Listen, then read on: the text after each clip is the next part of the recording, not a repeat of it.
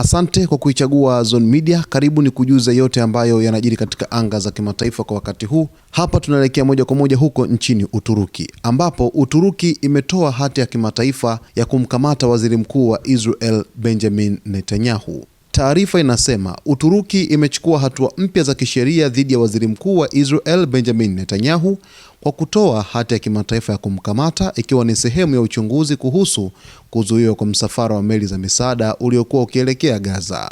Waziri wa sheria wa Uturuki Akin Galek ametangaza Ijumaa kupitia mtandao wa X kwamba hatua hiyo inahusishwa na kesi inayochunguza madai ya kuingiliwa na kuzuiwa kwa Global Sumud Flotilla iliyokuwa ikisafirisha misaada ya kibinadamu kwenda Gaza.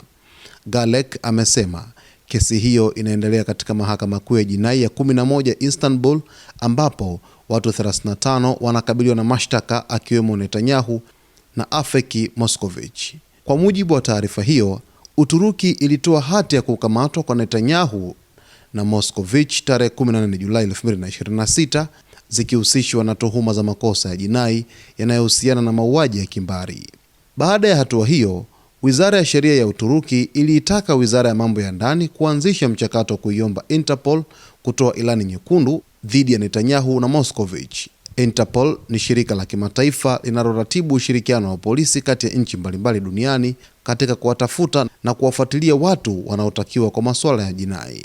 Mashtaka yanayotajwa katika kesi hiyo ni pamoja na uhalifu dhidi ya ubinadamu, mauaji ya kimbari, kunyima uhuru kwa njia iliyokithiri, kujeruhi kwa makusudi, mateso, uharibifu wa mali, uporaji na kuteka chombo cha usafiri. Uturuki tayari imekuwa ikichukua hatua za kisheria dhidi ya Netanyahu na baadhi ya maafisa wengine wakuu wa Israel kwa tuhuma za mauaji ya kimbari zinazohusishwa na vita vya Gaza.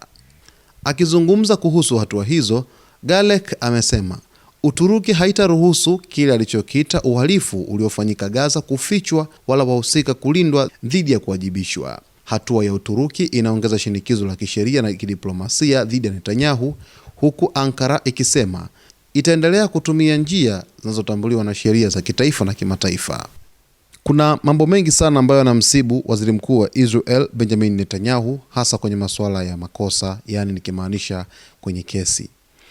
Netanyahu kwanza anakabiliwa na kesi ya mauaji ya kimbari pale Gaza, ambapo ICC inamtafuta kwa udi na uvumba. Lakini hapa Netanyahu amefunguliwa kesi nyingine huko katika mahakama kuu ya jinai ya 11 ya Istanbul, ambapo watu 35 wanakabiliwa na mashtaka akiwemo Netanyahu pamoja na Afeki Moskovich. Hii ni ishara kwamba waziri mkuu wa Israel Benjamin Netanyahu anatafutwa kila kona kwa hivi sasa. Licha ya hivyo, ndani yenyewe ya nchi anakabiliwa na kesi zake za rushwa.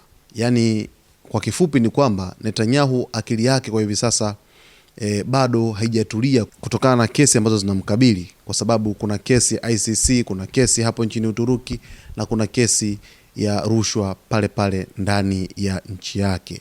Mimi nitakujuza zaidi kuhusiana na kesi hizi ambazo zinamkabili waziri mkuu wa Israel Benjamin Netanyahu. Cha msingi ni kuomba uendelee kuwa nami wakati wote.